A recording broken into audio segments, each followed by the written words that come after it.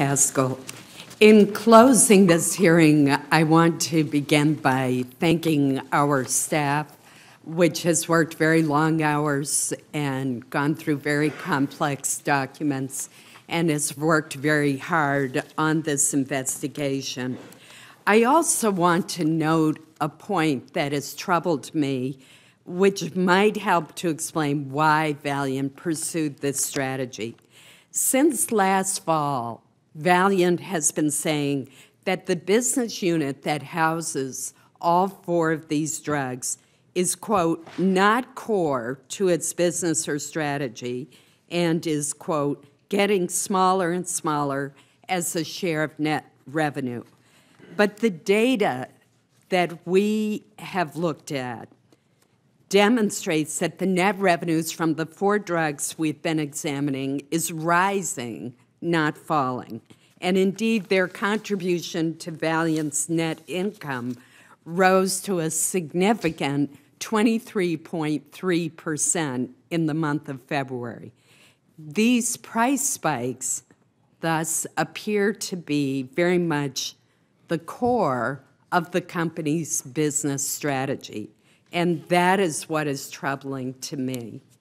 The second point that I want to make is I believe this does represent a market failure, and it represents a failure of the processes that we have in the federal government at the FDA to try to incentivize lower-priced generics to come to market, to compete with monopoly drugs.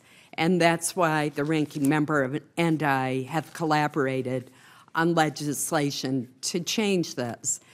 But this is not a free market in any sense of the word. The government is a major payer at both the federal and the state level.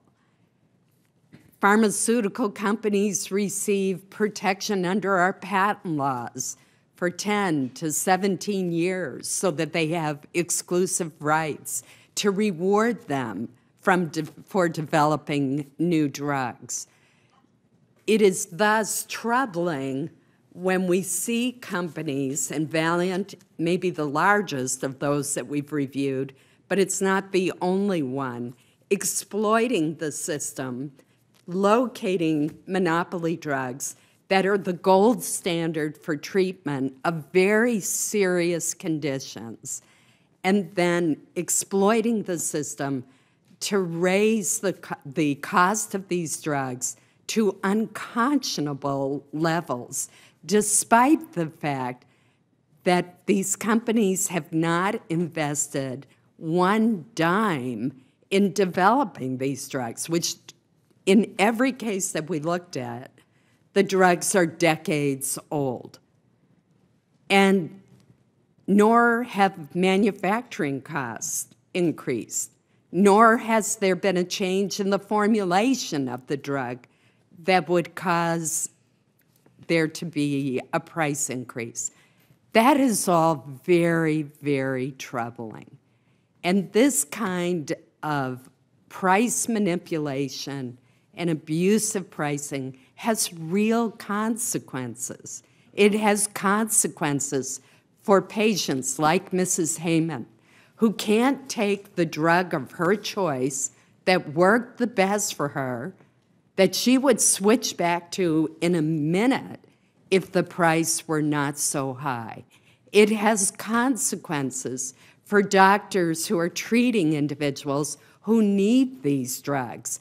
And as one of our witnesses explained today, has had to hire 2 new employees to do nothing but help navigate the terrain to help patients secure these drugs.